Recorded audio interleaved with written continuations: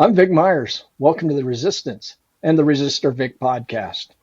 Tonight, we're going to talk a little bit about flagpoles, and I'm going to speak with one of my favorite artists on Anywhere, Billy Simons Jr.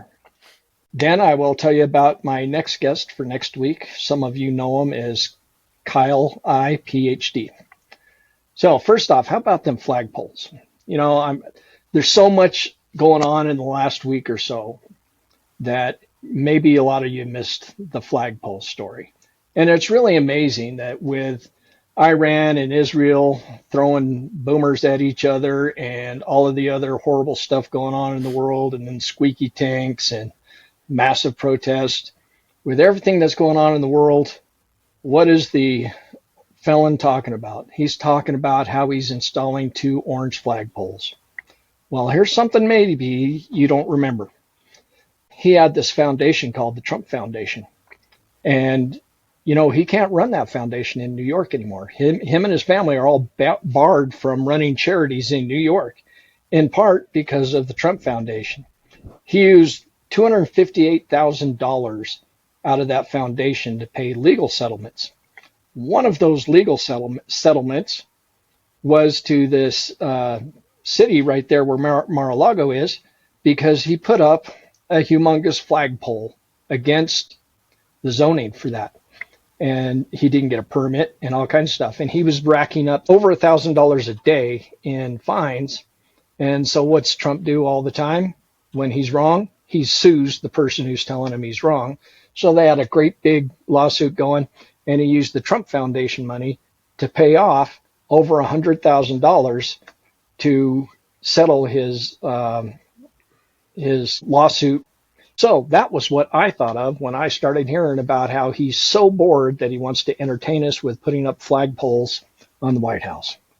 But that's not the main reason we're here tonight. We're here to talk with Billy Simons Jr. In the 1800s, abolitionists used songs like Go Down Moses as coded messages for escaping slavery. In the early 1900s, coal miners sang Which Side Are You On while fighting for dignity and fair wages. And in the 60s, we had Bob Dylan, Joan Baez, Buffalo Springfield, and many others making songs about civil rights, war, and justice. And today we have Billy Simons. Welcome, Billy. Hey there. I'm so nice to finally be speaking with you, Vic. I mean, we've been chatting with each other over social media for the last few months. It's the first time we're actually talking to each other. So this is great. It's going to be the highlight of my week for sure. So tell us, who is Billy Simons Jr.? I remember reading something that you put in a comment or something somewhere about you used to be in the corporate world. Yeah, well, it's funny. We unfortunately for where we are with respect to a president, I used to work in commercial real estate. I lived in New York for 15 years and sold apartment buildings and office buildings and things like that. And was always moonlighting with creative works. It was an effort to move out of corporate work. And so we moved somewhere where the cost of living wasn't so high, and we were able to focus on kind of quality of life a little bit more. And so since then I've been a full-time creative or part-time creative, and then full-time parent. So the place I've gotten to now is getting to spend as much time as possible with both my family and music. Did not have the intention of it turning into protest music, because I didn't have the intention of being in the situation that we're in right now. But we had a family situation where it got personal, right? There was when religious beliefs conflict with kindness. And so we had a wedding in the family that other members of the family were not going to be happy to go to. And that's where I sat down and kind of in the quiet of the basement, without planning on sharing the song with anybody, wrote Jesus Went to Heaven, and then put it on TikTok. And then it slept for a couple weeks. And then one day just kind of picked up traffic. And then it kind of started snowballing from there, to the point where one day I was like, this song that you didn't know that I wrote kind of got like 100,000 views in like the last day. And you should know this now. So let's talk about it. It's about Christian nationalists. And it kind of snowballed from there. And it's coming into. What did your relatives think about it? You can't do this stuff without ruffling feathers, can you? No. So the relatives who it's about have heard it. They've heard it played live. We haven't really spoken many words about it, but it has certainly created tension within the family, as doing this stuff does all the time. I mean, I don't know if you feel the same way. I would imagine we all have people in our lives who are across the spectrum, politically, and not the autism spectrum. And when you take on politics like this, it is part of your identity. And I don't know if I'm the norm or the exception, but I have cut people out of my life, relatives and friends, over all this. I mean, if you're supporting what's going on right now, you're against everything that I believe in. You're supporting the decimation of my children and grandchildren's future. So I have no problem cutting you out. It's like I didn't pick my relatives. And I've certainly lost a few. I've lost a few. I will. That would be dishonest to say otherwise.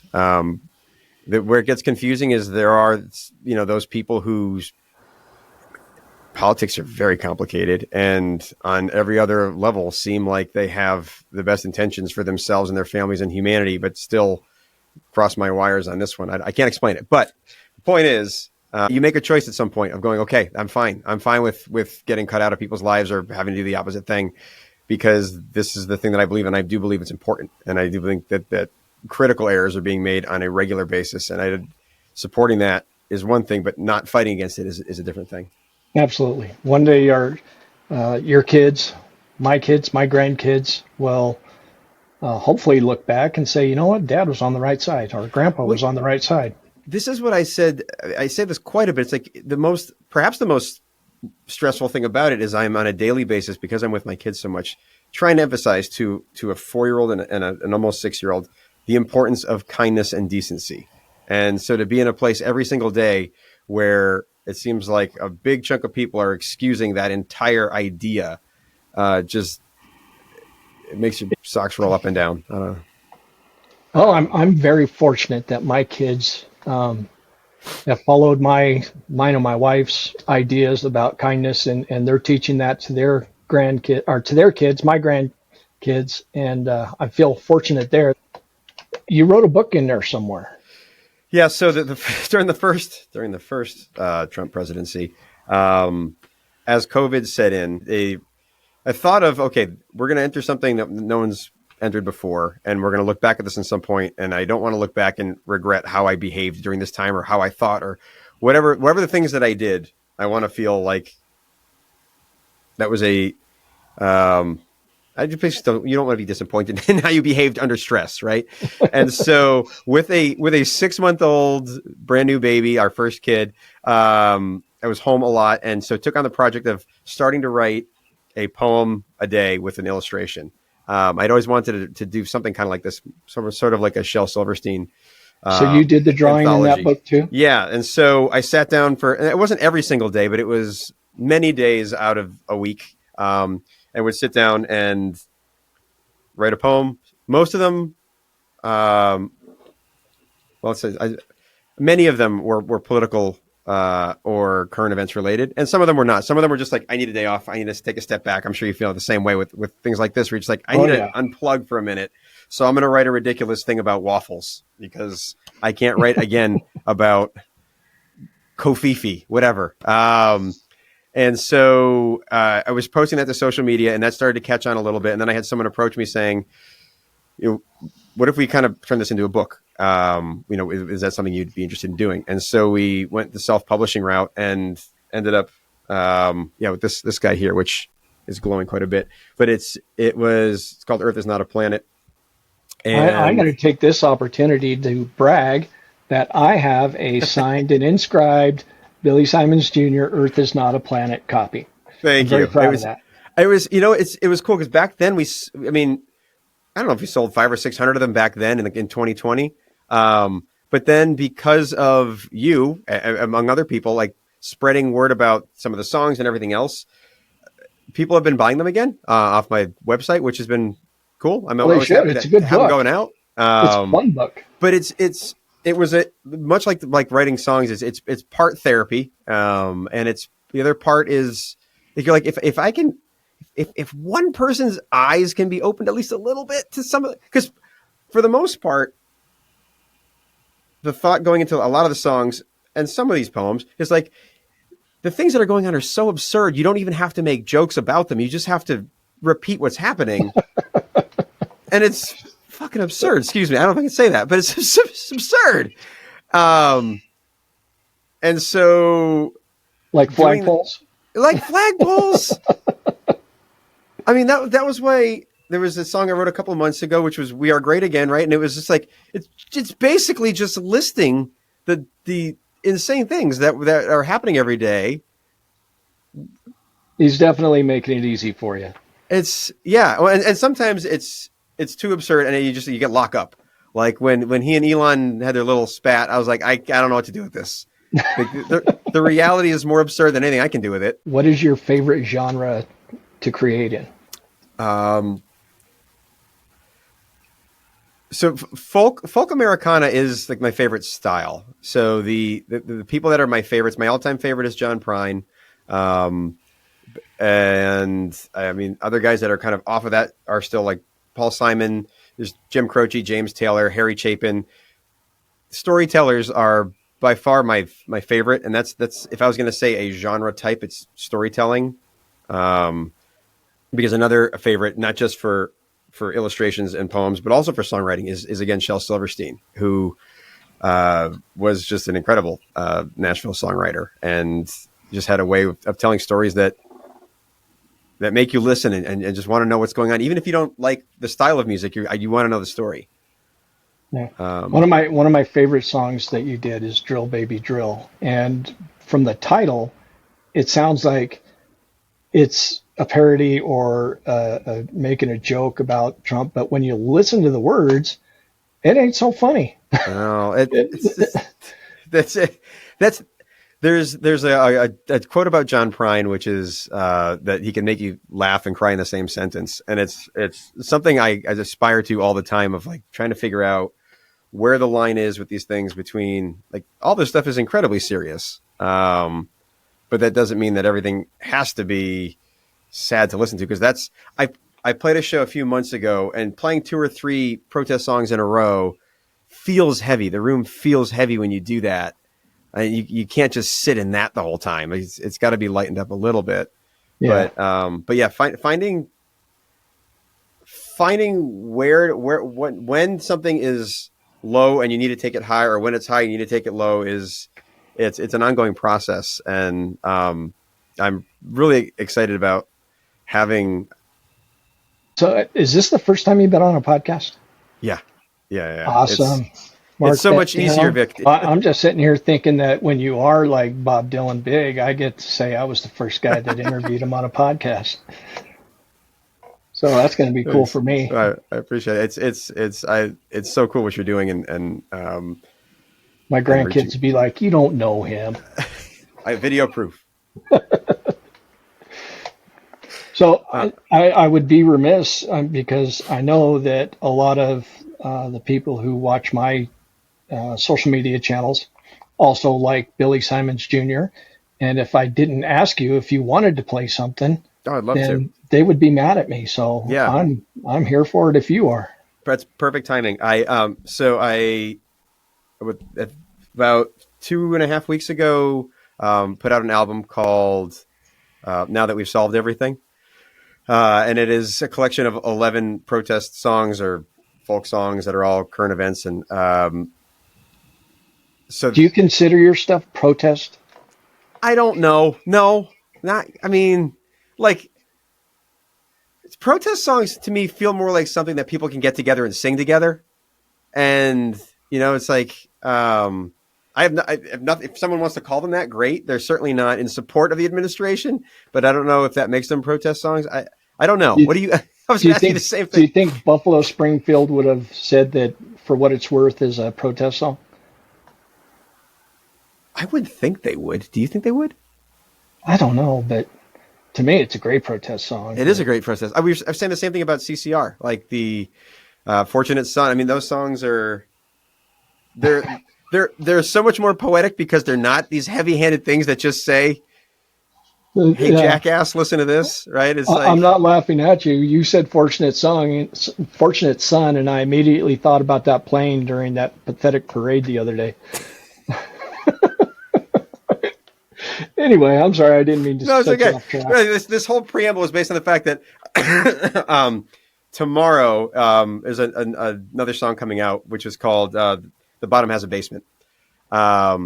And so I figure I'll play that one. But this is one of those ones that was kind of, the line of it came from a friend of mine in a text message at one point when something that the administration was doing came out, and I got a text saying from him, apparently the bottom has a basement. Here we go. This is called, yeah, when the bottom has a basement.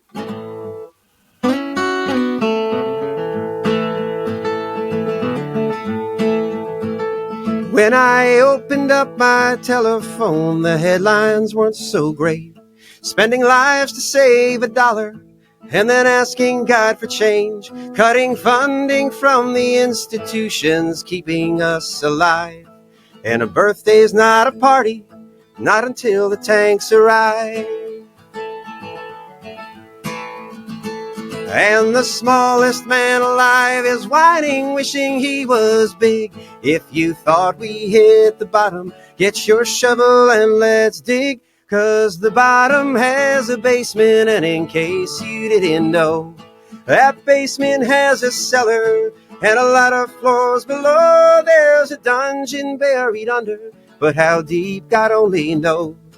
Every day we scrape the bottom, every day we reach new lows. Then 2 businessmen go walking on the Gaza Strip at night, and they come upon a child starving and holding up a sign. When they read it, they both see that it says Free Palestine. And they say, that's quite a price, since you've offered, now it's mine. And the smallest man alive is whining, wishing he was big. If you thought we hit the bottom, get your shovel and let's dig. 'Cause the bottom has a basement, and in case you didn't know, that basement has a cellar and a lot of floors below. There's a dungeon buried under, but how deep God only knows. Every day we scrape the bottom, every day we reach new lows.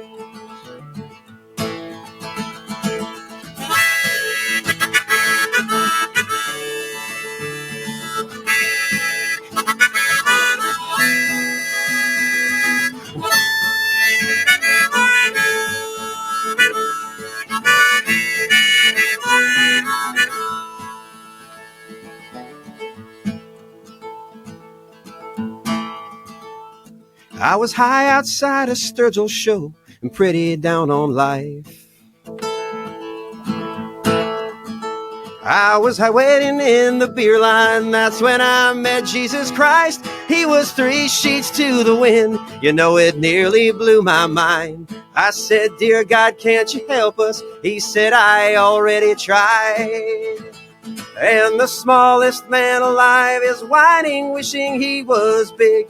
If you thought we hit the bottom, get your shovel and let's dig. 'Cause the bottom has a basement, and in case you didn't know, that basement has a cellar and a lot of floors below. There's a dungeon buried under, but how deep God only knows. Every day we scrape the bottom, every day we reach new lows.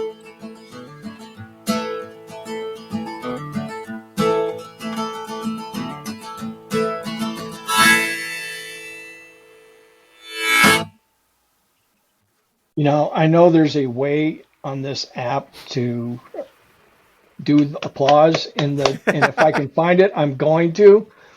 And at the risk of creating a bad pun, that was deep. Hey, thanks. Hey, there you go.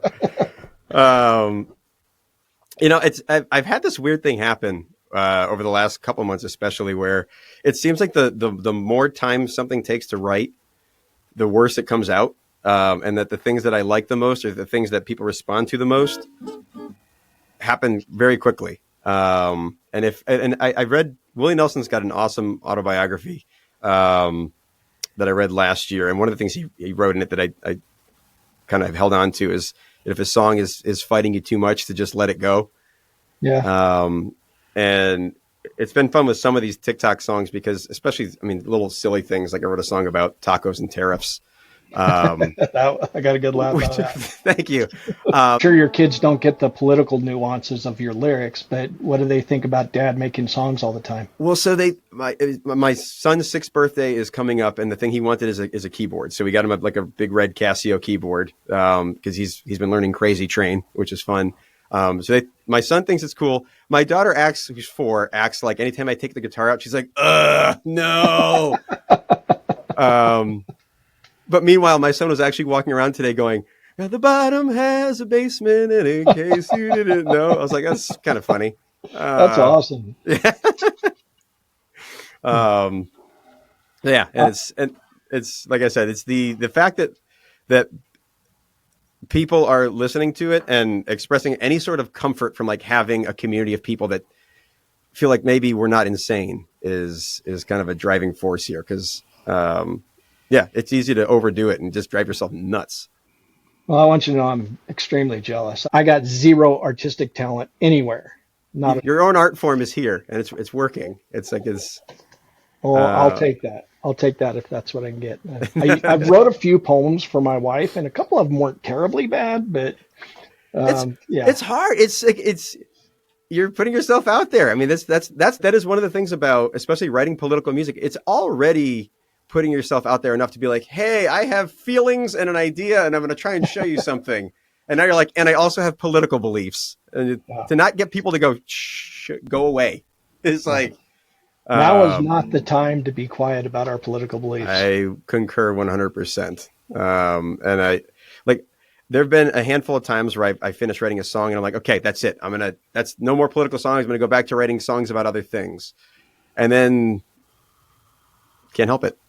Yeah. It's just like, it's just like, it takes one comment of someone being like, hey, this really helped me with dealing with whatever today. And you're like, all right, on we go.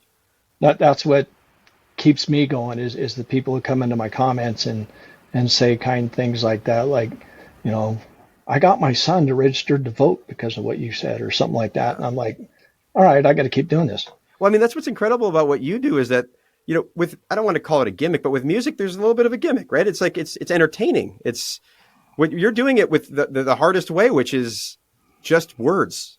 And that's to be able to captivate people that way is an art form. Thank you. Yeah. All right. Yeah. But the challenging thing about doing it this way, where you're writing about things that feel so meaningful or important to you, is that I listen to a lot of other music that is just kind of like pop stuff, which is fun to listen to. And I'm like, why would you even write this song? What?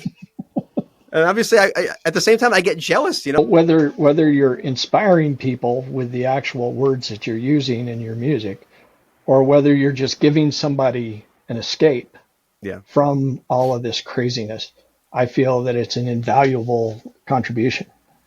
Thanks. Yeah, we need it. Yeah, I'm glad other people are enjoying it because it helps me. So if it helps anybody else, then it's not totally selfish. You just gave me an idea. Everybody who's listening, watching this podcast or listening to the podcast, everybody, we need to write to get Billy on Kimmel and or Colbert. And I think if enough of us send an email saying, why haven't you had Billy on yet? I would love that. Thank you. That's it's been really cool. So with the album coming out when it did, part of you get all the data on from Spotify as far as who's listening to what and where that's coming from. And there's been a significant uptick, which is still just new to me. Yeah. Where are all the places that people can hear your music? Sure. Everything that I put out goes on all the streaming services. So it's on Spotify and Apple Music and Amazon Music and YouTube Music and every other place like that. I also have a Bandcamp website, which is if you just Google Billy Simons Jr. and Bandcamp is a site where you can either stream or download my songs. Some people are super kind to ask, where do you make the most money if I buy your music? and it's Bandcamp. But as long as people are listening, that's the main goal. It's impossible to make any money. And sharing. Don't just listen, share it. Listen and share. And so, it's Spotify and Apple Music are by far the two places where people are listening the most. But it's on there. It's on YouTube. I'm on Blue Sky, and regularly trying to figure out where else we need to be to reach as many people as possible to build community. Yeah, it's and then there's always the stress of like when it goes live of like, okay, is everything? Did I do everything right? I mean, it's until I hear my songs playing on Spotify tomorrow, I'm going to be worried if like, did I upload the right mix? Is the right version going out? So since we're on the computer and there's thousands of miles between us, but I got to hear it in real time. Does this qualify as a live performance? I think it does. Yeah. Cool. Yeah, I can say I played in Colorado tonight. There you go. And I get to say I was at Billy's live performance. Sweet. What outside of what we would call protest songs or how did you frame it a minute ago? Storytelling. Yes. Yeah. What is your favorite song that you've done that's not in there? My style has changed quite a bit. So, I mean, 15 years ago, with a lot of other people who played guitar, I had a much more poppy, like Jason Mraz style, which I've moved far away from, and I've removed that music from the internet. I think it may be out there still. Anyway, nothing goes away on the internet. So, that's true. That's why I'm nervous about interviews, right? But there was a song from my. Let's see. Is that a? Now I'm overthinking what makes it a story. But there was a song from my previous album in 2018 called "Bless Your Heart," which is more of one of those kind of like. It's more of like an advice type of song. Let me see. It's. Oh, don't be so quick to accept that you're wrong, and never assume you'll be missed when you're gone. The good ones will wait, the rest will move on. No matter their reasons, be kind. Oh, don't blame bad fortune for choices you've made. You'll come to find peace in a moment of grace. Oh, still I believe that we all can be saved. And patience will come in due time.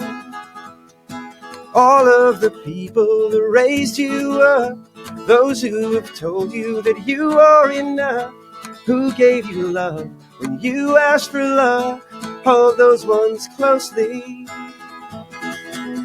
And bless your heart.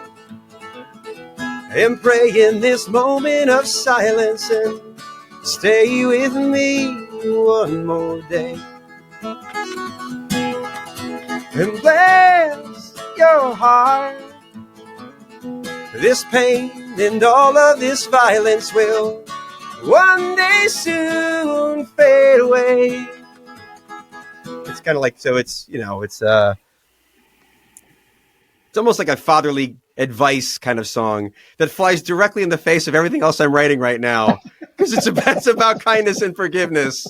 And then all of a sudden I'm like, nope. My God, I just need to take a quick moment to mention how terrifying I think it was for every songwriter on the planet when that poor kid's video over the last couple of weeks, Brendan Abernathy, when the entire internet started making fun of this one kid's song. I mean, just endless amounts of people making mocking videos of it. And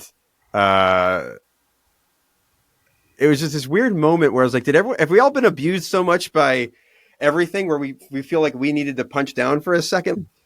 How old are you about? I'm 41. So what advice do you have for the 18, 20 something guy that's, just got out of high school and he's trying to make a go of it as a musician? That's a very good question. I was talking with my brother about this earlier today, about like what advice you give to, because musicians in general, it's hard to give advice that's meaningful. That's not just, follow your dreams. But I think getting comfortable finding out whatever your own voice is the hardest thing. I don't I think for up until the last few years, even still sometimes, you want to sound like something else because something else is tested and approved, and and you like it. And so if I can make more stuff like that, then that'll be good. But that stuff's kind of already been done. And I think being patient and knowing that it's not going to go, most likely not going to go super well, super quickly. And that you got to play a lot of bad shows and write a lot of bad songs. And even as you get better, you're still going to write bad songs. And I'm completely floored by like the followers that I picked up over the last 7 months, just because prior to that, I didn't have any. And so for that number and largely thanks to you, that number to go from whatever 500 to whatever it is now. I think I was still writing songs just because I wanted to. And I think if you don't just want to because you want to for your own sake, then it's hard to make sense of it because the old do what you love and it's not a job. I mean, it's still work, but it's work that you like. It's like my wife and kids go to bed and I come down here and I do this and because I want to do it and I like doing it. Unless you're touring, which I'm not, you can't make any money. So not doing it for that reason. It's just if you want to write songs and just keep doing it and hopefully it stays interesting for long enough where you can make it do something. And hopefully if you're not very good at it, enough people that you trust will tell you. I was just wondering how much your wife gets involved with helping you and putting the brakes on maybe. She's much more level-headed about stuff. Every once in a while, she'd be like, "All right, let's we got 4 years here. We can't do this like at this speed for 4 years." And I don't know. I suspect he might give you more than enough material. That's what I'm saying. She's telling me to back off, not him. He's not going to back off. And so having that is helpful. But I trust her as much as I trust more than I trust anybody else. There's still it's nice to be in a place where every once in a while you're like, I feel confident enough about this one. There's a song on my most recent record or album, whatever you want to call it, called Big Bird, and it's about NPR and all that. And I had her listen to the first verse or chorus, and by the end of it, she's like, "Nope, I don't want Big Bird getting shot in the head." And then.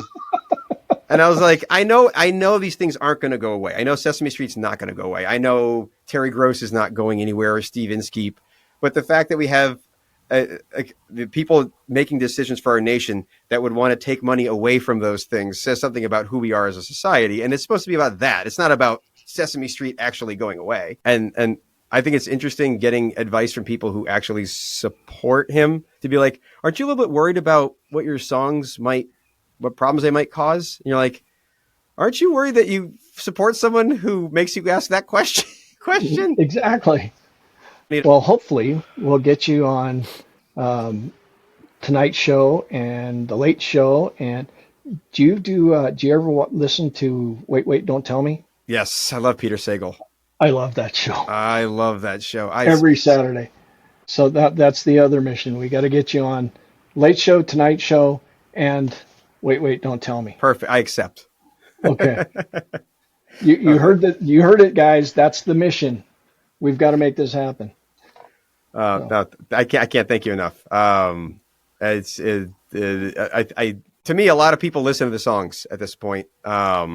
And you are so much of the reason that has happened. It's like every time you've shared something or, whether it's a repost or you had a video about protest songwriters, and then people come and they just tell me how much they love you and how much they trust you. And then all of a sudden we have mutual, as listeners. Much as I would love to take the credit, I'm not the man behind the mic. You are. So, I didn't write the songs. I didn't play the music. If it wasn't worth listening to, all you did was boost my credibility.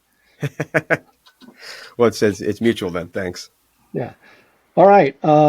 It's getting about that time. So, any last words? You said you're working on your next song. You're going to release it tomorrow, you said, or it'll be the 20th is tomorrow, but this is going to be released. This video will be after that, right? Yeah. So It was So, released Friday. okay. And And it's called "The Bottom Has a Basement." It's a single, but it's got two other shorter songs on it. But the "Bottom Has a Basement" is kind of the main weight there.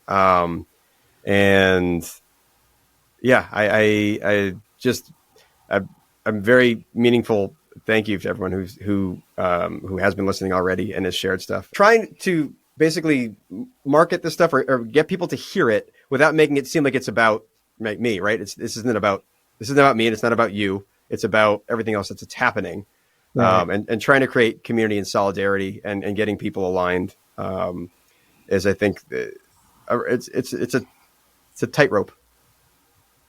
Well, you're the first of hopefully several musicians I'll have on over the coming months or however long I succeed at this podcast thing. Um, so thank you for being my first. Thank you Absolutely. for taking the time because I am a huge fan.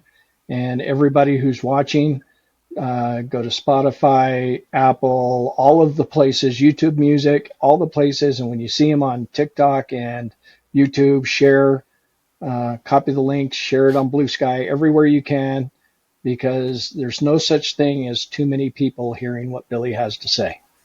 Thank you, Ben. So Thank you so much for having me here, and thanks for talking with me and it for truly sharing your was time. my pleasure. And next week, folks, I'll be talking to Dr. Kyle Ireton. You guys, a lot of you will know him as Kyle I, PhD. I can't wait to ask him, how does a neuroscientist become a guy who's traveling around the country and interviewing and trying to promote candidates for various level offices that are flying below the establishment radar? Because that's how I came to know him. Last campaign, he was helping candidates all over the country to get more name recognition and get the vote out and things like that. He truly is amazing, and I can't wait to find out how a neuroscientist becomes that guy. So that'll be next week. In the meantime, thanks again, Billy, and thanks everybody for watching. Good day.